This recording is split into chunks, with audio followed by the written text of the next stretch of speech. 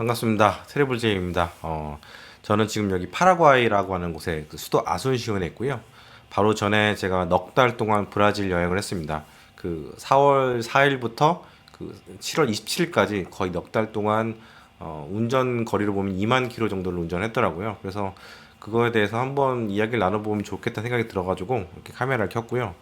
한국 사람들 중에서 그렇게 여행하신 분들 제가 볼 때는 잘 못 찾았어요. 그리고 유튜버 중에서도 당연히 이제 그렇게 여행하신 분들이 영상을 남기거나 자료를 남기거나 이런 분들이 안 계셔가지고 대부분 이제 버스로 이렇게 힘들게 이동하거나 비행기로 이렇게 왔다 갔다 하시는 분들 그런 분들 많으시더라고요. 근데 저처럼 차로 다 그 브라질을 한 바퀴 이렇게 삥 돌아서 여행하신 분들은 안 계셔가지고 정보를 좀 전달하는 그런 차원에서 영상을 제작하게 됐습니다. 브라질은 진짜 큰 나라입니다. 일단은 우리나라 한반도의 한 40배 정도 되는 엄청난 크기이기 때문에 이거를 다 돈다는 게 쉽지가 않고 미국 본토 있죠. 알래스카를 뺀 본토보다도 브라질이라는 나라가 더 크거든요. 그러다 보니까 미국 그 일주를 한번 해보신 분들은 미국이라는 나라가 굉장히 크다고 느끼실 텐데 브라질은 그거보다 더 크다. 이제 그렇게 생각하시면 될 것 같아요. 그리고 미국 같은 경우는 도로가 굉장히 잘 뚫려 있고 쭉 뻥 뚫려 있고 일자로 이제 쭉 가는 그런 코스잖아요. 그렇게 도로가 돼 있고 도로 자체도 좀 넓거든요. 그 차선도 이렇게 널찍널찍하게 픽업 트럭이 다닐 수 있도록 이렇게 굉장히 넓은데 여기는 그렇진 않습니다. 그리고 도로 상태들도 별로 안 좋아요. 대체로 보면 상태도 안 좋고 포트홀도 엄청나게 많고 진흙탕길도 엄청나게 많고 나라 너무 크니까 이제 인프라가 이제 정글이라든가 이런 데까지 못 들어간 것도 있고 또 비가 또 어마무시하게 오거든요. 아마존 유역들 같은 경우에는요. 아마존 강 위아래로 한 1000km 정도? 이렇게 그러니까 위아래라고 하면은 그 유역 전체가 다 그냥 물바다예요, 물바다. 늪이라고 보시면 돼요. 그래서 우기 때는 비가 엄청나게 오기 때문에 도로 상태가 굉장히 안 좋아요. 범람을 해버리고 도로가 그냥 물로 이렇게 뒤덮여버리면 도로가 유실되거나 망가지거든요. 이제 그게 되게 심하기 때문에 포트홀이 그냥 늘 있다고 생각하시면 돼요. 그 포트홀도 우리나라의 그 도로 같은데 포트 가끔 생기잖아요. 그런 거랑 비교를 하시면 안 돼. 포트홀이 차가 피할 수 없을 만큼 쭉 있기 때문에 그냥 건강건강 이렇게 한 1000km 이상 달려야 된다. 며칠에 거쳐서 달려야 된다. 이렇게 생각하시면 돼요. 물론 이제 지금 팬데믹 이후로 각국이 지금 도로를 굉장히 열심히 깔고 있거든요. 왜냐하면 경기를 부양하게 해야 되기 때문에 여행하다 보면 중남미 여행하면서 보면 새로 깔리는 도로가 되게 많은데 브라질도 마찬가지로 그런 도로들이 많이 생기고 있긴 한데 아직까지는 몇 년은 좀 더 있어야 되지 않을까? 왜냐면 예산이 뭐 넉넉하지 않으니까 뭐 지방 예산도 필요하고 정부 예산도 필요하고 그런데 아직까지는 넉넉하지 않기 때문에 시간 이좀 걸릴 것 같기도 하고요. 무비자 석 달이거든요. 그 브라질이. 근데 제가 넉 달이나 있었어요. 넉 달. 넉 달이나 있었던 이유는 뭐냐면 나라가 굉장히 크기 때문에 중간중간에 다른 나라를 이제 거치기도 합니다. 예를 들자면 제가 볼리비아에서 이제 브라질 이제 남부 쪽 내륙 쪽 남부 쪽 이렇게 들어왔단 말이에요. 첫 번째 넘어왔잖아요. 그럼 쭉 올라가서 아마존을 거쳐가지고 가이아나 수리남 기아나 뭐 이런 나라들을 쭉 거쳤단 말이에요. 그러면 그 국경 한번 들어왔다가 다른 나라를 통해서 또 나와야 되잖아요. 그래서 쭉 와가지고 이과수 제가 지금 이과수 쪽에 있는데 이과수 아르헨티나 쪽도 한번 가야 돼요. 다시 또 들어와요. 왔다 갔다 하다 보니까 브라질 국경만 5번을 넘은 것 같아요. 5번 넘을 때마다 늘 입국 출국 심사 다 하셔야 되고 나라마다 이제 차를 갖고 어떤 나라에 들어가려 하면 임시 반입 허가증이라는 게 필요하거든요. 통행증 같은 겁니다. 그런 것도 이제 5번을 받았고 뭐 이렇게 생각하시면 될 것 같습니다. 비용은 일단 1,600만 원 정도 쓴 것 같아요. 넉 달 동안. 많이 썼다면 많이 썼다고 할 수도 있고 뭐 적게 썼다고 하면 적게 썼다고 할 수도 있는데 배낭 여행자들에 비해서는 굉장히 많이 썼죠. 왜냐하면 기름값이 월 100만 원씩 들어왔기 때문에 그리고 차 수리비도 좀 들었어요. 왜냐면 이 포트홀이라는 거는 진짜 장난 아니거든요.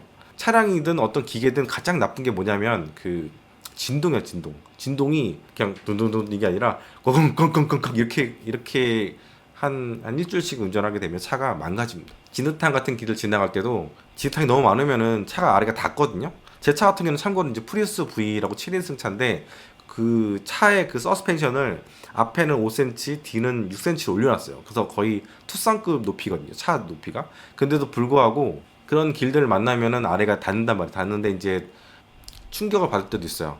어쩔 수 없이. 그러면은 하체가 망가지기 때문에 결국에는 수리를 하러 가야 됩니다. 예를 들자면 저는 머플러가 아래가 이제 거의 박살이 났고 그리고 그 차 아래 같은데 그 플라스틱 같은 거 판들 있어요. 이게 소음이라든가 잔진동 이런 것들을 이제 운전석 쪽으로 못 들어오게 하는 그런 것들이 있는데 그런 것들 다 다 이제 뽀개졌고요. 다 떼내버렸어요. 아예 그냥 떼내서 지금은 차 내부로 소음이 굉장히 많이 들어온 단계. 그래서 차가 이것저것 많이 망가져가지고 참고로 제 차 같은 경우는 서스펜션도 새로 좀 단단한 걸로 새로 교체한 거예요. 160만 원 주고 미국에서 차 살 때. 근데 그래서 이제 차 상태가 되게 안 좋아진 상태여서 아마 폐차를 하게 될 것 같은데 어쨌든 로드 테이블을 새 차로 하신 분들은 사실 없거든요. 왜냐면은 어차피 새 차를 사든 중고차를 사든 계속해서 차는 망가지고 계속 수리를 하면서 차야 되거든요. 이게 우리나라처럼 우리나라는 거의 99%의 길이 다 그 온로드로 해야 되나? 아스팔트가 아주 이쁘게 쫙 깔려 있잖아요. 근데 중남미는 이제 그렇지 않습니다. 그래서 가능하면 SUV 4x4까지는 아니더라도 적어도 SUV를 타고 운전을 하시고 여행하시는 걸 추천을 드립니다. 아무튼 1,600만 원 브라질에서 쓴 돈 중에서 100만 원 정도는 현금 썼어요. 이 브라질의 나라가 진짜 재밌는 게 뭐냐면 카드 결제가 되게 잘 돼 있어요. 예를 들어 노점상들도 카드를 받고 픽스라고 하는 그 QR 코드 같은 거 찍혀 있잖아요. 요거에다가 이제 찍으면은 현금을 할 수 있는 그런 거.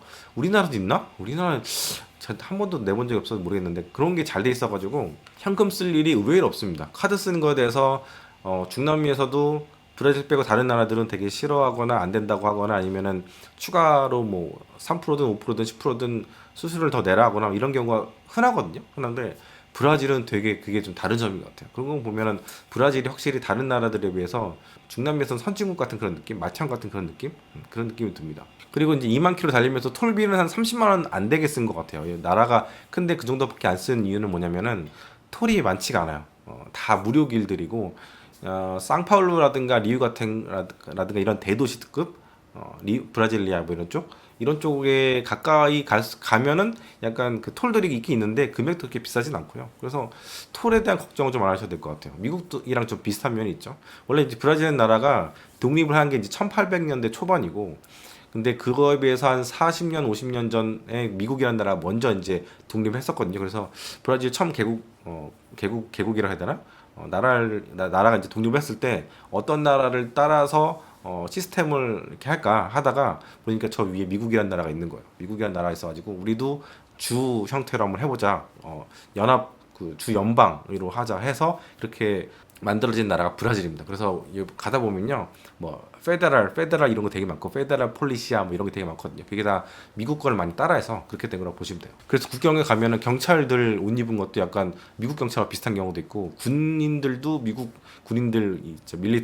밀리타르라고 해서 했던 것 같은데 그렇게 입은 스타일이 되게 많아서 그리고 이제 경찰들이 차를 픽업 트럭을 몰고 다니는 것도 그 미국하고 되게 많이 비슷하죠. 기름값 같은 경우는 저희는 이제 당연히 이제 기름은 이제 가솔린을 넣는데 가솔린 가격은 대체로 1,300원에서 1,600원대 왔다 갔다 해요. 여기가 산유국인데도 불구하고 가격대가 조금 있는 편이죠.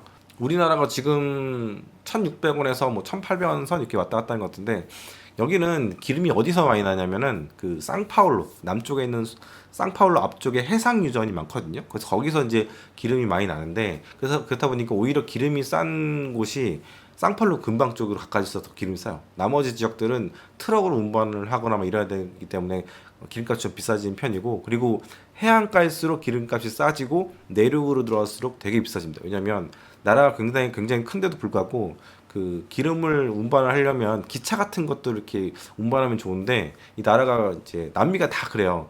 기차가 잘 발달되지 않아요. 그래서 트럭이 이 나라를 이끌어갑니다. 근데 트럭이라는 게 비용이 굉장히 많이 드는 그런 운반 수단이거든요. 물과 안 되다 보니까 이 나라가 좀 선진국으로 가는 데 있어서 약간 좀 걸림돌이 있다고 해야 되나? 뭐 그런 측면이 좀 있긴 하죠. 근데 또 안타까운 건 뭐냐면요.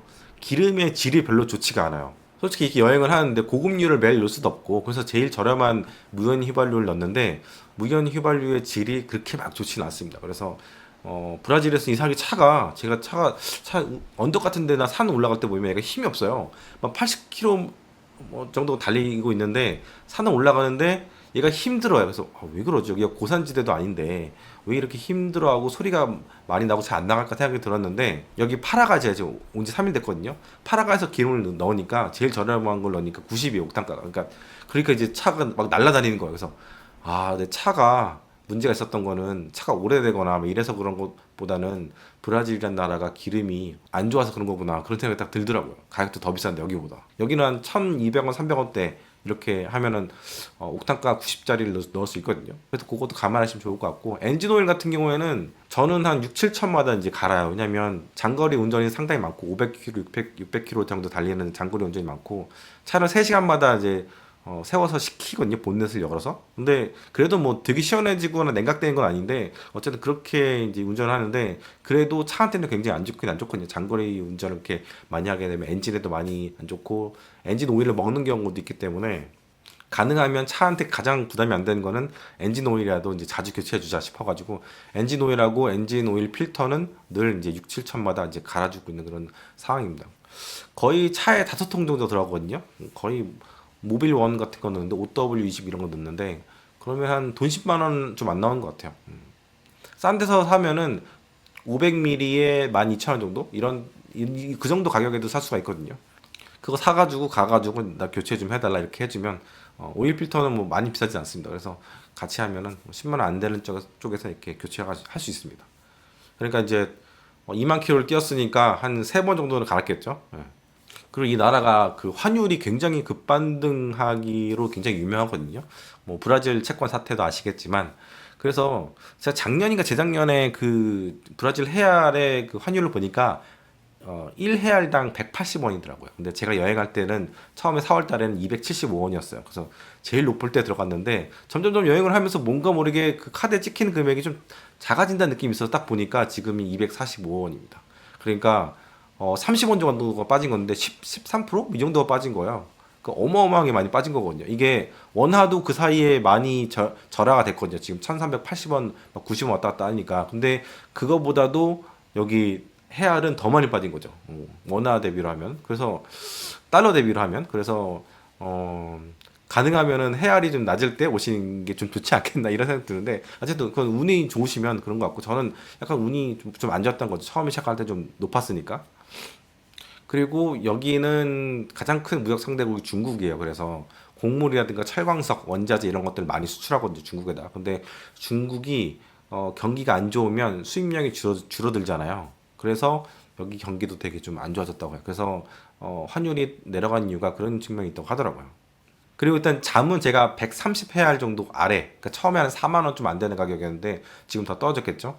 그 4만 원 아래쪽에 있는 호텔들에서 많이 샀습니다. 도미토리는 제가 개인적으로 원래도 이용을 잘 안 했었고 여기서도 이용했던 기억이 없어요. 없기도 하고 또 다른 사람들하고 이렇게 같이 이제 나이 들어가지고 이렇게 있으면 뭔가 좀 불편한 느낌이 좀 있어요. 있어가지고 또 저는 좀 이렇게 편하게 프라이빗하게 좀 있고 싶은 그런 게 좀 있고 그래서 남들하고 같이 사는 걸 좀 지향하진 않습니다. 잘 때는 좀 푹 잤으면 좋겠고 그래서 숙박비는 한 100만 원 좀 넘게 든 것 같아요. 가끔씩은 이제 5만 원대에서 잔 적도 있었어요. 대도시 같은 경우에는. 근데 생각해 보면은 그 환율이 낮을 때 왔으면 정말 여기가 숙박비가 저렴한 나라였어요. 그래서 예전에 브라질 여행했던 사람들은 그런 얘기를 해요. 브라질이 숙박비가 되게 저렴한 나라다. 왜냐면 호텔이 되게 많기 때문에. 그런 얘기를 하는데 그거는 이제 반은 맞고 반은 틀린 게 지방 도시는 호텔들이 별로 없어요. 지방 이 브라질 사람들이 지방으로 이렇게 여행하는 경우들이 많지는 않기 때문에. 왜냐면은 여기가 이동 비용도 되게 비싸고 물가도 비싸기 때문에 지방 여행할 바에는 차라리 옆에 있는 다른 나라를 페루를 가든가 콜롬비아를 가든가 미국을 가든가 유럽을 가지 뭐 아마존을 가거나 뭐 이런 경우들이 적대요. 일단은 거기까지 가려면 비행기를 타야 되는데 여기가 이제 비행기가 비싸요. 비행기 가격이. 왜냐하면 브라질이라는 나라가 저 북쪽 끝에서 남쪽 끝까지 거리가 4,000km가 넘거든요. 이 거리가 얼만큼이냐면 그 인천공항에서 싱가포르 공항까지 거리거든요. 그러다 보니까 거의 싱가포르까지 하면 적어도 한 번에 가는데 50만 원, 60만 원 들지 않나? 왕복하면 한 80만 원 들지 않나? 제가 싱가포르를 비행기로 가는 게 너무 오래돼가지고 하여튼 굉장히 비싼 편이잖아. 이 나라 사람들 GDP에 그 비교를 하게 되면은 그래서 그럴 바에는 차라리 그냥 그 옆에 있는 나라든가 다른 곳으로 여행을 가는 거 이국적으로 즐길 수 있는 곳으로 간다고 합니다.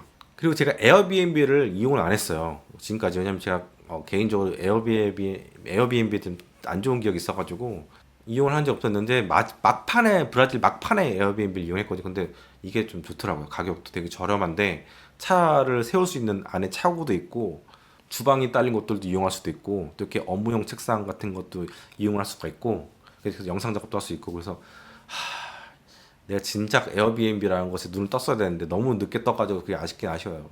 그래서 여러분들은 브라질 에어비앤비를 잘 이용하셨으면 좋겠어요. 왜냐면 혼자 여행하시는 분들은 별로 없으실 거 아니에요. 로드 트립 하는데 같이 이용하실 텐데 밥도 해서 먹을 수도 있고 좀 쉬면서 오래 있을 수도 있고 아무래도 호텔에서는 뭔가 그 음식을 한다는 게 쉽지 않죠. 저 같은 경우는 전기밥솥을 갖고 다니거든요.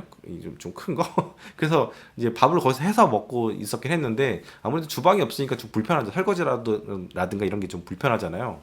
그래서 에어비앤비를 이제 능숙하게 이제 이용을 하게 된 게 이제 그 브라질 막판이었는데 제가 검색을 해보니까 브라질에서 10불대 후반 30에서 30불대만 되더라도 굉장히 괜찮은 그런 숙소들이 있더라고요. 그래서 내가 왜 비싸게 숙박을 했을까 그동안 막 이런 생각이 들어서 좀 후회를 했습니다. 아무래도 요즘에 캠핑카 갖고 이제 여행하시는 분들이 조금 계세요 가셔가지고 캠핑할 수 있는 지역들은 있긴 있는 것 같아요. 그 뭐 파크포나잇이라든가 아니면 아이 오버랜더 앱 같은데 보면은 캠핑할 수 있는 곳들이 있어가지고 그렇게 여행을 잘 하시는 분들 계신데 저는 이제 캠핑을 해본 적이 없기 때문에 그건 잘 모르겠고요. 근데 확실히 브라질에서는 해외 여행자들 해외 그 자동차 그 넘버 있잖아요. 플레이트를 하고 다니는 차들을 거의 많이 못 봤어요. 대도시에서도 못 봤고 캠핑카 자체를 브라질에서 많이 못 봤어요. 여기 현지인들도 캠핑카를 이렇게 몰고 잘 안 다닌 것 같더라고요. 아웃도어가 그렇게 막 되게 활성화되어 있다는 그런 느낌은 안 들었습니다. 아무래도 이제 그 치안에 대한 그런 두려움 때문에 그런 것 같다는 생각이 들고 근데 생각보다 전 치안이 그렇게 위험하다는 느낌이 안 들었거든요. 멕시코에서부터 쭉 여기까지 진짜 모든 나라, 베네수엘라 빼고 모든 나라를 지금 다 돌고 있는데 솔직히 말해서 차를 이제 호텔 밖에다가 세우는 경우도 몇 번 있었거든요. 물론 이제 거기 있는 주인들이라든가 뭐 리셉션에서 안전하다, 괜찮다고 얘기해서 이제 그렇게 됐었는데 그래도 아무 일이 안 일어나더라고요. 그리고 가장 중요한 게 먹는 문제예요, 먹는 문제. 저 같은 경우에는 볼리비아에서 들어왔거든요. 서쪽 내륙에서부터 들어왔거든요. 근데 들어오기 전에 이미 엄청나게 많은 분량, 한 두 달치 정도 되는 분량의 그 한식 재료들, 뭐 라면이라든가 뭐 스프라든가 뭐 이것저것 많잖아요. 그런 것들을 하나하나 다 사가지고 이제 들어왔어요. 그래서 한식 위주로 압력밥솥에 전기밥솥 있으니까 밥은 그거 해서 먹고 뭐 달걀이라든가 뭐 참치라든가 뭐 햄이라든가 햄은 여기도 있고 참치도 여기 있어요. 한 캔에 한 2,000원 정도 그 정도 되는 가격으로 있고 뭐 고기라든가 이런 거는 싸니까 근데 고기 같은 경우에도 주방이 없으니까 저는 잘 못 먹었는데 뭐 캠핑카 있는 분들은 고기 실컷 드실 수 있어요. 여기 소고기가 싸기 때문에. 근데 저는 소고기를 하도 많이 먹어가지고 돼지고기가 지금 많이 땡깁니다. 아무튼 여기 브라질 오기 전에는 한식을 다른 나라에서 많이 사오시기를 추천을 드립니다. 왜냐면 이 브라질 나라 이렇게 큰데 한식을 파는 한식 마트가 거의 없어요. 어디에 있냐면 상파울루 정도? 거기에나 좀 있지 그 외의 지역은 아예 없다고 보시면 돼요. 있어도 제가 떤 도시를 가든 무조건 코리안 마트랑 코리안 레스토랑은 늘 검색을 하거든요. 근데 코리안 레스토랑도 거의 없고 있어도 진짜 막 제육볶음 하나에 20불 막 이 정도로 되게 비싸요. 거의 3만 원 정도 그 정도 가격. 밥 한 공기에 3,000원이나 5,000원 받는데도 받고. 그리고 그래도 한국 사람이 하는 데가 있으면 좀 한국 사람 입맛에 맞을 텐데 그렇게도 잘 안 해요. 왜냐면 한국 사람들이 브라질의 이제 일부 지역들 빼고는 거의 없기 때문에 그래서 현지화된 것들을 팔고 계시고 그리고 현지인들이 하는 한식집들이 있었는데 와 이거 어떻게 한국 음식이지? 막 그런 느낌? 옆에서 막 케이팝 음악이 나오고 있고 막 그런데 진짜 이거는 한국 음식이 아닌 경우도 낭패를 봤었죠. 특히 이제 리오데자네이루 같은 데서. 그래서 브라질 들어가기 전에는 많이 사서 차에다가 한 두 달치 이상은 쟁겨놓고 들어가시라. 칠레 산티아고도 괜찮고요. 여기 파라과이도 굉장히 싼 편이에요. 그래서 지나가신 김에 어떻게든 파라과이 뭐 여기 지나가시면서 많이 사셔가지고 들어가시거나 아니면은 남쪽에서 올라오신 분들은 아르헨티나도 싼 편이죠. 그 부에노스아이레스 그리고 상파울루를 꼭 가셔가지고 물론 가시겠지만 거기 있는 봉에찌로라고 한인타운 있어요. 지금 한 2만 5천 명 정도 사시는 교민들 사시는 동네가 있는데 거기서 또 이제 구입을 이만큼 하셔가지고 이렇게 여행을 하시면 좋을 것 같습니다. 그리고 이제 중남미 여행하시다 보면은 중국 마트들도 찾아보시면 좋아요. 왜냐면 중국 마트들도 뭐 신라면이라든가 이런 한국 그런 식자재 같은 거 이런 것들을 팔거든요. 굉장히 저렴하게 팔아요. 저렴하게 팔아서 깜짝 놀랄 정도로 저렴하게 팔기도 하는데 있으면 이제 좋은 거고 없으면 이제 없는 거긴 하지만 어쨌든 있고요. 브라질은 약국이 진짜 많습니다. 정말 우리나라는 커피숍이 되게 많잖아요. 둘러보면 다 커피숍이잖아요. 근데 브라질은 둘러보면 다 약국이라고 할 정도로 되게 많고 대신 약값이 조금 비싼 편이긴 한 것 같아요. 근데 그래도 뭐 약을 뭐 많이 사진 않으니까 있으면 고마운 거죠. 그리고 커피숍 얘기 나와서 말인데 커피가요. 제가 이게 보면은 여기 이상한 사람들이 커피를 자주 마시는데 어떻게 자주 마시냐면 우리나라처럼 라떼라든가 이런 게 아니고 아메리카노 이런 게 아니고 이런 건 거의 없어요. 거의 없고 그냥 그 쓴 커피에다가 약간 달달한 걸 이렇게 넣어가지고 이렇게 홀짝홀짝 마셔요. 그, 그 양도 요만해. 이 정도? 그래가지고 이걸 왜 마시지? 하고 싶을 정도로. 근데 이날 사람들이 그렇게 마시는 이유는 사람들하고 대화할 때 홀짝홀짝 마시면서 막 그렇게 대화를 많이 한대요. 그래서 하루에 몇 잔씩 마신다고 하더라고요. 근데 우리는 그렇게 하진 않잖아요. 그냥 그 뭐 그랑데 사이즈 아니면 뭐 톨 사이즈 뭐 벤티 이런 거 사가지고 이렇게 꿀떡꿀떡 마시니까 아메리칸 스타일이잖아요. 근데 여기는 그런 스타일이 아니라 유럽 스타일? 유럽에서도 약간 뭐 포르투갈 식민지였으니까 포르투갈 스타일이라고 할 수 있을지 모르겠지만 어쨌든 좀 독특한 스타일이라 가지고 저는 브라질 와서 커피로 고생할 줄 몰랐어요. 그래서 오죽하면 제가 커피 믹스를 사가지고 우유랑 타서 다니고 운전할 때는 이제 장거리 운전하니까 6시간, 7시간, 8시간 막 운전을 하니까 입이 심심하잖아요. 커피 라떼 마시면서 이렇게 운전하고 막 그랬던 정말 힘들었던 나라였어요. 원래 스타벅스가 2014년도쯤에 다시 들어왔었대요. 그 전에 한번 망했었는데 한 백 몇십 개가 들어왔다가 장사가 안 돼가지고요. 철수했어요. 그 지금은 전국에 한 20개도 안 남았을 것 같아. 20개도. 왜 이렇게 스타벅스가 푸대접 받는지 모르겠어요. 저는 특히 이 브라질 나라가 외국인들도 되게 많이 살고 그 인종의 용광로 같은 나라거든요. 백인들이 되게 많이 살긴 하지만 그런데 어떻게 스타벅스가 다 이렇게 퇴출되고 있지? 특히 리우데자네이루는 인구 700만 명이고 외국인들도 굉장히 많은데 거기는 제가 가는 데마다 스타벅스가 다 폐점. 구글 그 보고 갔는데도 불구하고 폐점. 그래서 진짜 난감했던 곳 중 하나가 또 리우였고 그 외에 북쪽으로는 뭐 스타벅스라는 게 거의 없다고 보시면 돼요. 그러니까 스타벅스 얘기는 뭐냐면 우리가 좋아하는 스타일의 익숙한 스타일의 이렇게 컵 형태에다가 이만한 컵 형태에다가 대용량으로 마시는 그런 문화가 없다는 거예요. 스타벅스 우리나라는 이제 스타벅스도 있지만 뭐 커피브도 있고 뭐 이것저것 되게 커피 브랜드들이 되게 많잖아요. 근데 여기는 그런 것들이 거의 없다고 보시면 됩니다. 그러니까 진짜 커피 때문에 힘들었던 나라입니다. 저한테. 전 세계 최대 커피 생산국인데 커피 때문에 힘들었던 나라가 바로 브라질이었고 커피도 괜찮은 스페셜티 커피는요 다 해외로 수출한다고 하더라고요. 그래서 커피를 어느 정도 만드는 곳에 갔는데 맛이 없는 경우도 상당히 많고 그리고 되게 놀라운 건 뭐냐면 스타벅스 커피가 장사가 안 되니까 가격을 되게 많이 낮춘 거예요. 그래서 라떼 한 잔에 그랑데 사이즈로 보면은 3,500원 정도. 놀라운 가격 아닙니까? 우리나라 그랑데 사이즈가 한 5천, 한 200원 되나요?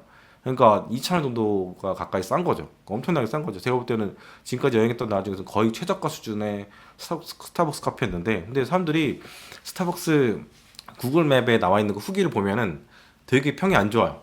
되게 맛없는 커피다. 막 이렇게 하는데 전 잘 모르겠습니다. 하여튼 굉장히 커피 때문에 힘들었던 나라였어요. 그리고 여기는 아프시면 안 돼요.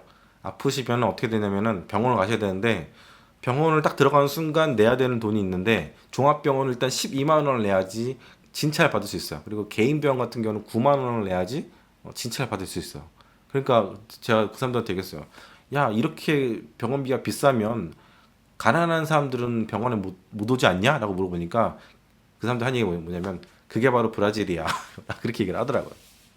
그러니까 진짜 슬픈 이야기죠. 그래서 뭐 룰라 대통령이잖아요. 룰라 대통령이 좀 재선을 한 건데 가난한 사람들이 워낙 많은데 병원 그 치료를 못 받으니까 국선으로 해서 병원들이 생기기 시작을 했어요. 그래서 그 사람들은 이제 그 병원에 가서 치료를 무료로 받아요. 근데 문제는 뭐냐면은 거의 한 번 가면 4시간에서 5시간 이상은 기다려야 된다고 하더라고요. 그러니까 이게 참 이게 어쩔 수가 없는 것 같아요. 참 불쌍한 상황이죠. 안 좋은 상황이죠. 그리고 이제 여기가 전압이 되게 독특한 나라예요. 110V도 있고 220V도 있고 227V인가? 127V인가? 하여튼 굉장히 독특하게 돼 있고 일부 지역들 같은 경우에는 특히 북쪽이 되게 심한데 110 같은 방에 이런 방에 110V랑 220V가 같이 있는 경우가 있어요. 그래서 표시가 돼 있어요. 이거는 110V라고 110V 이렇게 써져 있는 경우도 있고 저거는 220V라고 써져 있는 경우가 있어가지고 실수로 잘못 꽂으면은 이제 탄내 냄새가 나고 저 같은 경우 한번 탄내 냄새가 났었는데 뭐냐면은 모기향을 이제 잘못 꽂은 거예요. 110V짜리를 220V에다가 꽂은 거예요. 그 냄새가 야 이거는 모기향 냄새가 아니라 탄 냄새인데 딱 보니까 타고 있더라고요. 그래서 뺐는데 근데 다행히 빨리 뺀 것 같아요. 그래가지고 잘 쓰고 있는데 저 같은 경우는 모기향을 레이드에서 나오는 110V짜리랑 220V짜리 두 개 갖고 다닙니다. 왜냐면 남미 국가에 모기들이 많거든요. 모기들이 많은데 나라마다 또 전압도 달라. 그러니까 이제 서로 이제 번갈아가면서 껴야죠. 근데 그 브라질은 조금 유별하다 이렇게 보시면 되고, 그리고 이 나라 콘센트가 220V랑 되게 비슷해요. 근데 실제로 껴면요 우리나라 거 끼잖아요. 그러면은 안 들어가요. 왜 안 들어가냐면 이게 한국 거거든요. 한국 거고 프리볼트긴 하지만 한국 거고 이게 그 현지 거예요. 딱 보시면 구분이 안 되시긴 하시겠지만 요거 보시면 이게 안 들어갑니다. 안 들어가. 진짜 말이 안 되는 나라죠. 그래서 이거 한국에 갖고 온 거거든요. 110V를 낀단 말이에요. 그리고 여기다 이렇게 껴서 이렇게 사용할 수가 있어요. 이게 진짜 웃긴 나라 아닙니까? 그래서 모든 것들이 다 이렇게 뭐 노트북, 뭐 핸드폰 충전하는 거, 헤어드라이어, 아니면 또 뭐 있지? 그 전기밥솥 이런 거까지 다 이렇게 3단계로 써야 되고, 제가 팁 하나 드리자면은 한국에서 오실 때 그 멀티 콘센트 있잖아요. 유니버설. 요거에다가 멀티 탭 긴 거 있죠. 긴 거. 3개, 4개짜리, 5구짜리 이런 것도 갖고 오시면은 좀 편하게 쓸 수 있지 않을까? 그런 생각이 들어요. 근데 문제는 뭐냐면은 이제 헤어드라이기 같은 경우에는 화장실에서 쓰니까 주로 좀 불편할 수 있긴 한데, 어쨌든 간에 멀티탭을 갖고 오시는 게 되게 중요하다. 그리고 아까 먹는 거 얘기를 하다가 말았는데 뭐 저런 만들어서 먹었거든요. 현지 음식이 그렇게 입맛에 맞지 않더라고요. 이 안데스 쪽에 있는 나라들, 콜롬비아, 에콰도르, 페루, 볼리비아 뭐 이런 쪽 같은 경우에는 그 안데스 쪽에 있잖아요. 근데 거기 있는 인종들이 백인들도 많긴 하지만 그 인디언 계통들이 많아요. 이 사람들은 그 아주 고대 때 중국에서 아시아에서 그 알래스카를 타고 걸어가지고 이제 북미로 와가지고 북미에서 쭉 내려온 사람들이거든요. 그래서 뭔가 그 사람들 음식들은 우리나라 그 한국 사람 아시아 음식하고 약간 비슷한 게 있어요. 국물 요리 되게 많고 뭐 삼계탕 같은 거, 뭐 소갈비탕 같은 그런 음식들이 있단 말이에요. 탕 음식이 되게 많아요. 국물 음식이 되게 많은데 여기는 되게 독특해요. 여기는 유럽 음식도 조금 있긴 있는데 그거보다는 뭔가 아프리카랑 되게 섞인 것도 많고 북부 쪽 가면 그래서 아프리카 음식이 맛이 없습니다. 그리고 쌀도 막 대충 이게 막 찰기 없이 날아다니는데 맛이 없는 쌀이고, 콩 같은 것도 약간 뭔가 나름의 소스 같은 걸 해가지고 이렇게 나오는데 그냥 맛이 없이 그냥 살려고 먹는 거야. 그래서 그러다 보니까 음식을 많이 안 먹게 되고 살도 빠지고 막 이런 케이스들을 경험하실 수도 있어요. 근데 그게 가격이 저렴하면 괜찮은데 가격도 비싸. 그래서 참 먹는 문제가 되게 브라질에서는 제일 힘들다. 한식집 구하기 찾기도 힘들고 마트도 이제 찾기 힘들고, 그렇다고 다른 거 외식을 한다. 예를 들면 여러분들 이제 맥도날드 가시잖아요. 그럼 맥도날드에 많이 찾는 게 빅맥이잖아요. 빅맥. 빅맥이 우리나라 6,500원인가 알고 있는데 여기는 10,000원 정도 해요. 중남미가 약간 그 미국산 패스트푸드가 약간 어떤 포지션이냐면은 외식으로 가는 그런 포지션이에요. 그래서 10,000원인데 10,000원. 우리나라에 거의 뭐 70% 이상 비싼 가격이라고 볼 수가 있거든요. 그러니까 이 사람들은 패스트푸드 먹는 걸 너무 좋아해요. 비싼 음식이니까. 우리가 생각하기에도 와, 뭐 제육덮밥이 10,000원이다 그러면 좀 비싸다 이렇게 생각하실 텐데 여기 GDP가 7,000불인데 우리나라에 뭐 얼마냐? 5분의 1이잖아요. 그 생각하면은 상당한 거죠. 그래서 저 머리도 제가 9,000원 주고 깎긴 했는데 개인 바버샵이랑 웃기고 이제 이발소에서. 근데 개발도상국 치고는 비싼 편이죠. 그리고 몰 같은 데 가면 이것도 2만 원, 3만 원 올라갑니다. 우리나라랑 약간 비싸다고 해야 되나? 그래서 서비스 물가가 비싼 편이에요. 그래서 일반적으로 공산품은 우리나라보다 뭐 50%에서 100%씩 비싸고, 그래서 뭔가 필요한 게 있으시면 옆에 있는 여기 파라과이 같은 데서 많이 사갖고 가시거나 그러시면 딱 좋습니다. 그 브라질에서 뭐 쇼핑을 하시거나 그럴 필요가 없어요. 그래서 브라질에 있는 부자들도요 여기서 안 사고 다 다른 나라 가서 삽니다. 미국 가서 사고 자기네들의 고향인 유럽으로 가서 사고 이렇게 하기 때문에 뭐 명품이라든가 이런 거 파는 데가 브라질 통틀어서 상파울루밖에 없어요. 리우에도 명품 파는 데가 없고, 뭐 에르메스라든가 루이비통, 샤넬, 디올 이런 급들을 사려면은 상파울루에서도 그 잘 사는 동네가 하나 있어요. 그쪽 가서 사셔야지. 그 외에 이 어마어마한 땅덩어리의 이 브라질의 나라 사는 명품을 찾아보기 쉽지 않습니다. 그래서 일반적으로 몰 같은 데를 자주 가거든요. 저 같은 경우에 물을 좋아하기도 하고 편하고 영화도 볼 수 있고 뭐 다 할 수 있으니까 커피숍이 있는 경우도 있고 그래서 가면은 다 브랜드들이 국내 브랜드예요. 국내 브랜드들. 왜냐면 아까 요거 사례도 그렇지만 왜 이상한 220V짜리 다른 남미 국가들에서는 이렇게 이상하게 안 쓰는데 이렇게 만든 이유는 뭐냐면은 브라질 정권이요 좀 약간 폐쇄적으로 자국 산업을 육성하기 위해서 수입품들을 못 들어오게 하거나 아니면 수입품들이 들어오면은 관세를 엄청나게 많이 때렸다고 합니다. 그래서 콘센트가 저렇게 된 거예요. 되게 웃기지 않습니까? 그래서 공산품 가격이 비싼 이유는 관세가 엄청나게 비싸기 때문이다. 그리고 제가 아까 그 1인당 GDP가 브라질이 7,000불대라고 말씀드렸는데 그렇게 해서 보시면은 중국이 12,000불이잖아요. 그래서 브라질이 중국보다 가난한 나라였네? 라고 생각할 수도 있어요. 근데 그렇게 생각하시면 안 돼요. 왜냐면 여기 있는 부자들은요, 유럽 수준으로 잘 살아요. 왜냐면 아까도 얘기했지만 뭐 농사를 짓게 되면은 그 비행기로 다 뿌리고 비행기로 다 뭐 하고 막 엄청나거든요. 그거를 뭐 흑인이라든가 뭐 혼혈들이 그거의 오너가 아니고 백인들이 다 오너입니다. 옛날 포르투갈이 처음 들어왔을 때 그 지주였던 사람들의 후손들이 그냥 대대손손 여기서 잘 먹고 사는 거예요. 그러니까 본국을 안 돌아왔겠죠. 여기서 돈 잘 벌고 있는데 왕처럼 살고 있는데 왜 유럽으로 돌아가겠어요? 그냥 노예 부리면서 사는 거지. 그런데 이제 아래쪽은 좀 비참하죠. 비참하기 때문에 그 소득 1인당 국민소득 7천 불 때는 그렇게 엄청난 갭. 제가 알기로는 그 상위 5%인가 10%가 이 나라의 부의 50%를 차지한다고 들었거든요. 더 된다고 들은 것 같은데 자세히 기억 안 나는데 제가 처음 들었을 때 야 장난 아니구나. 아 상위 1%가 이 나라 부의 50%를 갖고 있다고 들었어요. 그리고 중산층이 없다.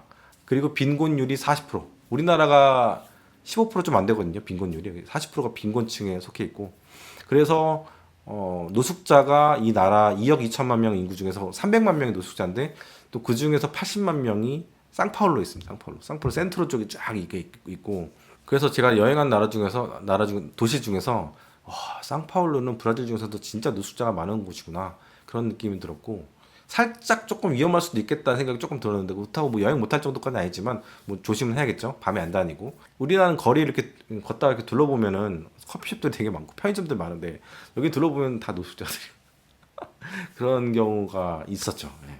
심지어 한국인들이 많이 사는 상파울루의 봉해지로 가도 노숙자들이 은근 있어. 그리고 마트 앞에서 이러고 이렇게 하면서 먹을 거 좀 달라고 이렇게 하고 있고. 그래서 1인당 GDP 7,000불이 이게 중남미가 다 그래요. 특정 부는 까르텔이라든가 백인들이라든가 이렇게 일부가 다 갖고 있고 쥐고 있고 정권이라든가 정권의 앞잡이들이 갖고 있고 독재를 또 오래 했기 때문에 그리고 나머지 사람들은 되게 가난하게 사는 게 중남미의 특징인 것 같습니다. 여기 파라과이도 마찬가지고.